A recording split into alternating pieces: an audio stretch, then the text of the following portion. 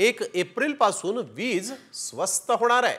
महावितरण कंपनीने महाराष्ट्र राज्य वीज नियामक आयोगाकडे वीज दर कपातीचा प्रस्ताव पाठवला होता आणि या प्रस्तावावर सुनावण्या झाल्यानंतर आता महाराष्ट्र राज्य वीज नियामक आयोगाने वीज दर निश्चितीचे आदेश जारी केले आहेत। त्यामुळे आता वीज दर 10% स्वस्त होणार आहे।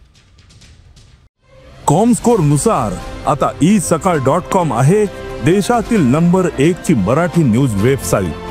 प्रत्येक अपडेटसाठी isakal.com ला नक्की भेट द्या।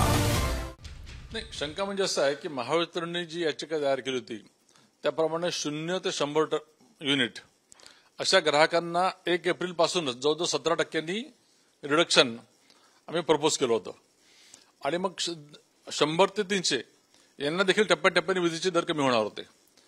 शेतकऱ्यांचे दर आपण मोफतच केलेले आता आणि इंडस्ट्रीला देखील जी क्रॉस सबसिडी लागते ती देखील आपण कमी करण्याचं दिलं होतं। मात्र सकृतदर्शनी MERCच्या ऑर्डरमध्ये असं दिसत आहे की त्याने इंडस्ट्रीला जास्त झुकतं माप दिलं at the cost of residential consumer.